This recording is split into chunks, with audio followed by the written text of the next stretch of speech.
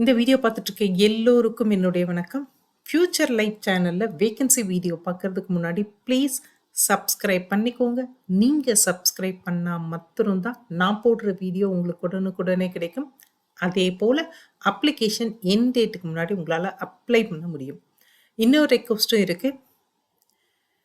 படிச்சுட்டு இருக்க ஸ்டூடெண்ட்டுக்கான இன்டர்ன்ஷிப்காகவும் படிச்சு முடிச்சு வேலை தேடிட்டு இருக்கவங்களுக்காகவும் எக்ஸ்க்ளூசிவா ஆரம்பிச்ச இந்த சேனல் இன்னும் நிறைய பேருக்கு ரீச் ஆகவே இல்லை. ஸோ ப்ளீஸ் உங்களுக்கு தெரிஞ்சு யாராவது படிச்சுட்டு இருக்காங்க, இல்லை வேலை தேடிட்டு இருக்காங்க, இல்லை படிச்சுட்டு இருக்கவங்களோட அப்பா அம்மா தெரியும், சொந்தக்காரங்களை தெரியும்னா அவங்களுக்கு இந்த சேனல் லிங்கை கொடுங்க, அவங்களையும் சப்ஸ்கிரைப் பண்ண சொல்லுங்க. அது அவங்களோட பிரைட் ஃபியூச்சருக்கு ஒரு நல்ல ஸ்டார்டிங் பாயிண்ட்டாக இருக்கும். இன்னைக்கு நம்ம பார்க்க போகிறது national highway authority of India. இது ministry of road and transport highways, அந்த மினிஸ்ட்ரி கீழே இருக்கிற டிபார்ட்மெண்ட் இது. ஸோ ஹைவேஸ் டிபார்ட்மெண்ட்டில் ஒரு 40 வேகன்சிக்கான அனௌன்ஸ்மெண்ட் வந்திருக்கு. இந்த 40 வேகன்சியும் சிவில் இன்ஜினியரிங் படித்தவங்களுக்கான வேகன்சி. இதோட போஸ்டிங் பேர் டெபுட்டி மேனேஜர் டெக்னிக்கல். ஸோ இதுதான் வந்து 7th பே கமிஷனுக்கு கீழே சேலரி ஃபிக்ஸ் பண்ணியிருக்காங்க. உங்களோட சேலரி 56,100லேருந்து 1,77,500 வரைக்கும் உங்கள் சேலரி இருக்கும். ப்ளஸ் எல்லா அலவன்ஸும் அப்ளிகபிள். ஸோ அடுத்தடுத்த க்ரைட்டீரியா பற்றி பார்த்துருவோம். டெபுட்டி மேனேஜர் டெக்னிக்கல்ன்ற போஸ்ட்டுக்கு கீழே மொத்தம் 40 வேகன்சி அனௌன்ஸ் பண்ணியிருக்காங்க. இந்த 40ல் 2 மாத்திரம் பிடபிள்யூபிடிக்கு, மீதிக்கெல்லாம் பிரேக்கப்ஸும் கொடுத்துருக்காங்க. அன்ரிசர்வ்டு கேட்டகரியாக இருந்தால் அதுக்கு 20 வேகன்சி ஒதுக்கியிருக்காங்க. எஸ்சிக்கு 5, எஸ்டிக்கு 2, ஓபிசி என்சிஎல் 9, இடபிள்யூஎஸ்க்கு 4. ஸோ டோட்டலாக 40 வேகன்சி ஒதுக்கியிருக்காங்க. இதில் வந்து பார்த்தீங்கன்னா உங்களோட ஏஜ் வந்து 30 வயசை தாண்டி இருக்கக்கூடாது. But as per government norms என்னென்ன கேட்டகரிக்கு என்னென்ன ரிலாக்ஸேஷன் இருக்கோ அது எல்லாமே அப்ளிகபிள்னு சொல்லியிருக்காங்க. நீங்கள் சிவில் இன்ஜினியரிங் ரெகக்னைஸ்ட் யூனிவர்சிட்டி இன்ஸ்டிடியூஷனில் ஃபுல் டைமில் படிச்சிருக்கணும். இது இல்லாமல் உங்களுக்கு முக்கியமான இன்னொரு விஷயம், 2025 கேட் எக்ஸாம் எழுதி நீங்கள் குவாலிஃபை ஆன அந்த மார்க் வந்து வேணும் இதோட செலெக்ஷனுக்கு. இதுதான் செலெக்ஷன் க்ரைட்டீரியா. ஸோ இதோட இம்பார்ட்டன்ட் டேட்ஸ் அப்படின்னு பார்த்தீங்கன்னா 9th January 2026 10 மணிலேருந்து இந்த அப்ளிகேஷன் லிங்க் ஓப்பனாக இருக்குது. எது வரைக்கும் ஓப்பனாக இருக்கும் அப்படின்னு பார்த்தீங்கன்னா 9th February 2026 6 PM வரைக்கும் ஓப்பனாக இருக்கும்.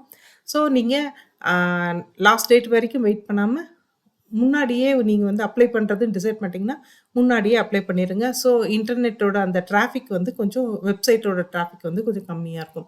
ஸோ ஏஜ் ரிலாக்ஸேஷன் வந்து நான் சொன்ன மாதிரி ஆஸ்பெக்ட் கவர்மெண்ட் நார்ம்ஸ் எல்லா ஏஜ் ரிலாக்ஸேஷனும் இருக்குது. எஸ்சி எஸ்டியாக இருந்தால் 5 years ரிலாக்ஸ் பண்ணிக்கலாம். ஸோ 35 years வரைக்கும் அப்ளை பண்ணிக்கலாம்.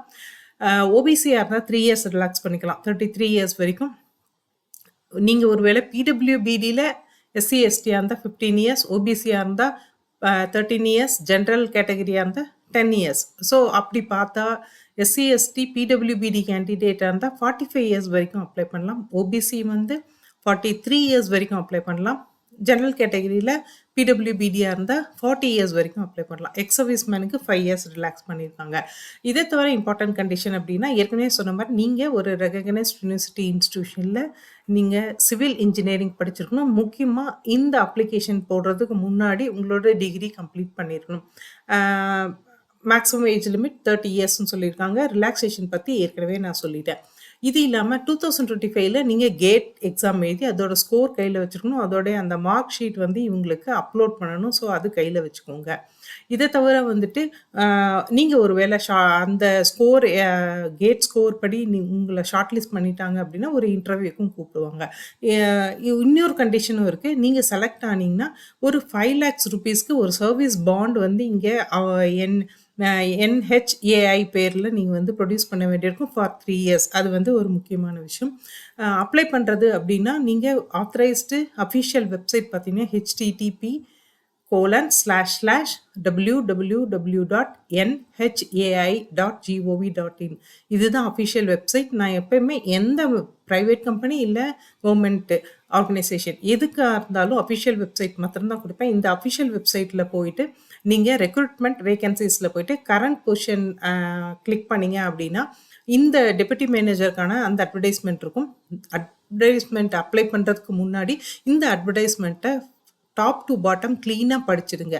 படித்து முடிச்சிங்கன்னா நிறைய ரிலாக்ஸேஷன், அந்த ஏஜ் சம்மந்தப்பட்ட ரிலாக்ஸேஷன், பிடி சம்மந்தப்பட்ட ரிலாக்ஸேஷன், அதே மாதிரி எஸ்சி எஸ்டிக்கான அந்த ரிலாக்ஸேஷன் எல்லாமே க்ளீனாக இருக்குது. ஸோ அது எலாபரேட்டாகவும் இருக்குது. ஸோ அட்வர்டைஸ்மெண்ட் ஃபுல்லாக படித்து புரிஞ்சுக்கிட்டு அதுக்கப்புறமா அப்ளை பண்ணுங்கள். அப்ளிகேஷன் லிங்க் அங்கேயே இருக்குது. எங்கே அட்வர்டைஸ்மெண்ட்டை நீங்கள் பார்க்குறீங்களோ அந்த இடத்துல இருக்குது. நீங்கள் அப்ளிகேஷன் ஃபுல்லாக படித்து பார்த்துட்டு அட்வர்டைஸ்மெண்ட் ஃபுல்லாக படித்து பார்த்துட்டு அதுக்கப்புறமா அப்ளை பண்ணுங்கள். ஃபோட்டோகிராஃப் வந்து 1 MBயில் நீங்கள் வந்து ஸ்கேன் பண்ணி ஒரு இமேஜாக எடுத்து வச்சுக்கோங்க. ஜேபிஇஜி, பிஎன்ஜி அந்த மாதிரி எடுத்து வச்சுக்கோங்க. உங்கள் சிக்னேச்சர் காப்பியும் ஒயிட் பேப்பரில் பிளாக் இங்கில் உங்கள் சைன் பண்ணி அதையும் இமேஜாக கன்வெர்ட் பண்ணி வச்சுக்கோங்க. உங்கள் ஏஜ் ப்ரூவ் பண்ணுறதுக்கு 10th சர்டிஃபிகேட் கண்டிப்பாக வேணும். அதையும் 2 MBக்குள்ளே இருக்க மாதிரி ஸ்கேன் பண்ணி ஒரு காப்பியாக எடுத்து வச்சுக்கோங்க. அது வந்து பிடிஎஃப்ல இருக்கணும். இதை தவிர எஸ்சி எஸ்டி ஓபிசி என்சிஎல் என்ன கேட்டகரியாக இருந்தாலும் சரி, உங்களோட கேஸ்ட் ஆர் கேட்டகரி சர்டிஃபிகேட் வந்து உங்களுக்கு கண்டிப்பாக வேணும். எக்ஸ் சர்வீஸ்மேனாக இருந்தால் அந்த சர்டிஃபிகேட் வேணும். ஸோ அதை 2 MBக்குள்ளே இருக்க மாதிரி ஒரு பிடிஎஃபாக கன்வெர்ட் பண்ணி வச்சுக்கோங்க.